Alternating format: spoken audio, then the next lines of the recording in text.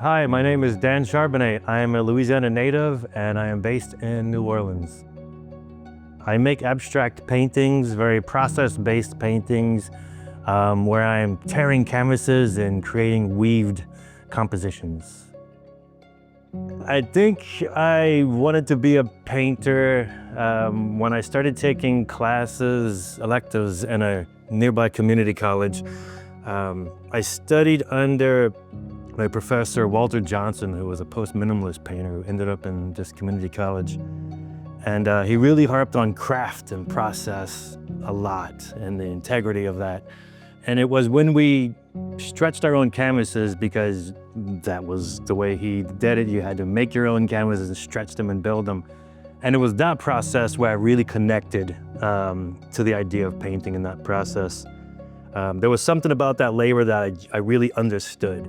And that's when I really thought that art could be this career for me. It was a long detour, but in 2018, I got back into painting, and I think I just had a more grounded place, a more stable studio environment. And that's when I really invested back in abstraction and sort of picked up where I left off 10 years ago, making these really minimal and material-based painting compositions or constructions. And it wasn't until a really intense period of isolation that I started on the weave paintings.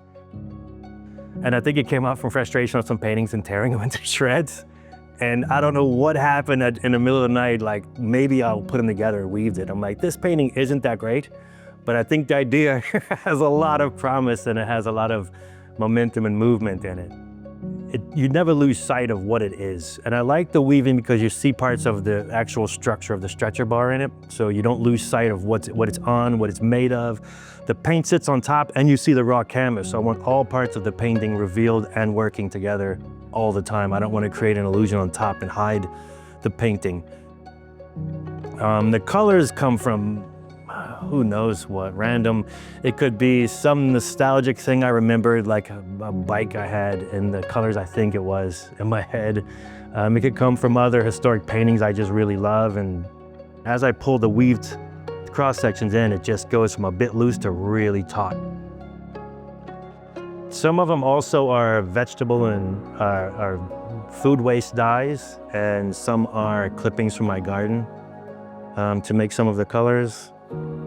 So there's quite a lot of strange aspects, and gardening is a huge part of my process. It's a great teacher.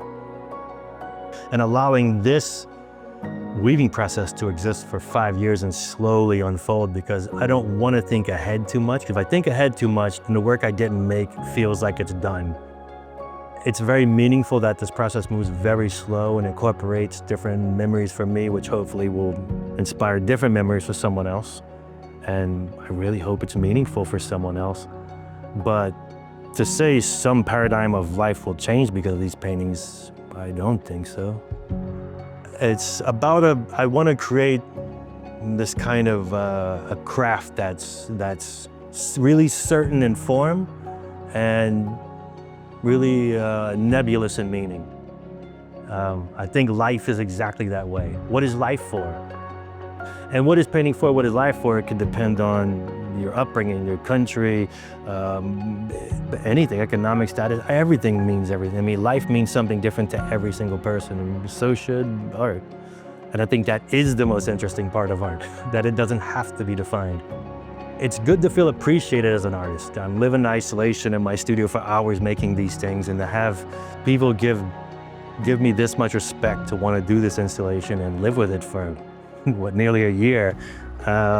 It's a lot. It's amazing. I would love to thank MC Bank for the opportunity. I was treated with a lot of respect, and the installation went wonderful. Working with Megan and Chris was fantastic. I could not be happier, and it looks great, and it's not your typical idea of gallery. Yeah, you can find more of my work and the works that are included in this show, and more information about them on dancharbonnet.com.